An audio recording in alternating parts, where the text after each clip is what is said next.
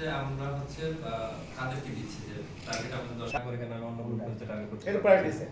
এটা ছিল প্রায়োরিটি মূল প্রায়োরিটি আর হচ্ছে এটা জাস্ট অ্যাক্টিভ হওয়ার আগে হচ্ছে কি টার্গেট যদি ডেভেলপ করে তার জরায়ু রোগটা ডেভেলপ হওয়ার আগে যদি আমরা এই ভ্যাকসিনটা দিই ইফেক্টিভ হবে অলমোস্ট 100% সে হচ্ছে জরায়ু রোগ ক্যান্সারকে প্রতিরোধ করতেছে। কিন্তু পরবর্তীতে যখন তার এফিসিয়েন্সি কমে যাচ্ছে বা সে সেক্সুয়ালি অ্যাক্টিভ হয়ে যাচ্ছে তখন দিলে কিন্তু আসলে আমার সেই রকম প্রতিরোধ সে করবে না আমাদের ভ্যাকসিনটা। এবং বয়স যত বাড়বে আমার কিন্তু ভ্যাকসিনটা তো বেশি লাগবে। হ্যাঁ এইটা আরেকটা টেকনিক্যাল 15 বছর থেকে 19 বছর গেলেই কিন্তু আমার ওখানে 2 ডোজ লাগতেছে এবং তার উপরে গেলে আমার 3 ডোজ লাগতেছে, আবার কোনো কোনো সময় বুস্টার ডোজও লাগতেছে বছর হচ্ছে গিয়ে এরকম একটা বিষয় আছে।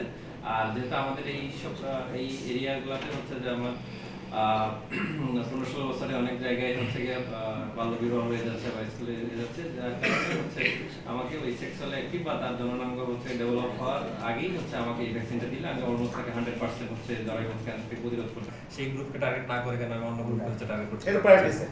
এটা ছিল প্রায়োরিটি মূল প্রায়োরিটি আর হচ্ছে এটা জাস্ট শুধু যে বাংলাদেশে দেওয়া হচ্ছে তা না, এটা কিন্তু হচ্ছে পৃথিবীর 160টা দেশে কিন্তু হচ্ছে রুটিনলি হচ্ছে চলে হচ্ছে। তো ফলে যেই ধারণা যে হচ্ছে টিকা দিলে সমস্যা হবে বা হচ্ছে যে জন্ম পরবর্তীতে তার হচ্ছে বাচ্চা নিতে সমস্যা হবে কিনা, যদি এরকম কিছু সমস্যা হতো তাহলে তো বাকি 160টা দেশে কিন্তু দেওয়া হতো না। পৃথিবীর যে বড় বড় মুসলিম যে দেশগুলো এই দেশগুলোতেও কিন্তু হচ্ছে কি রেগুলার ইপিআই, এটা কিন্তু ওই যে বললো যে ইপিআই সাথে মার্চ হবে এরকম না, এটা কিন্তু ইপিআই টিকাই।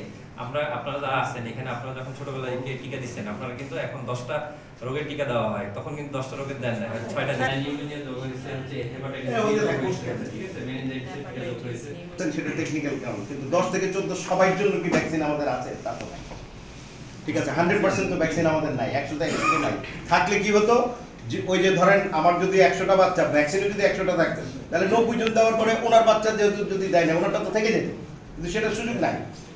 উনি ওই প্রশ্নটা করেছে যেটা যে তাহলে আমার বাচ্চার টিকাটা গেল কোথায়, ওরা ওইরকম না। বিষয়টা হচ্ছে যে আমরা আমাদের হাতে যতটুকু এখন এসেছে ততটুকুর জন্য আমরা যাকে পাচ্ছি তাকে দিয়ে দিচ্ছি, কিন্তু ওই যে এজ গ্রুপটা সেট করেছে টেকনিক্যাল কারণ আছে।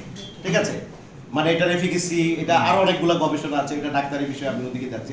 আমি যেটা আপনাকে বলতে চেয়েছিলাম যে আমাদের যেহেতু সবসময়ই আমাদের যেটা টার্গেট থাকে তার চাহিদার তুলনায় আমাদের যোগানটা একটু সবসময় কম থাকে, যার কারণে আমরা একটা প্রায়োরিটি করে আমরা যেটা সহজ আগে দেওয়া সেটা আমরা দিচ্ছি। ঠিক আছে, তার মানে এই নয় যে উনি পাবেন না, আবার বাইরে থেকে তো আপনার যে কোনো সময় যে কেউ কিনে নিতে পারে। ঠিক আছে, মানে সরকারি জিনিসের একটাই ক্রাইটেরিয়া, সেটা হচ্ছে ব্যয় সাশ্রয়ী অথবা একেবারে বিনামূল্যে।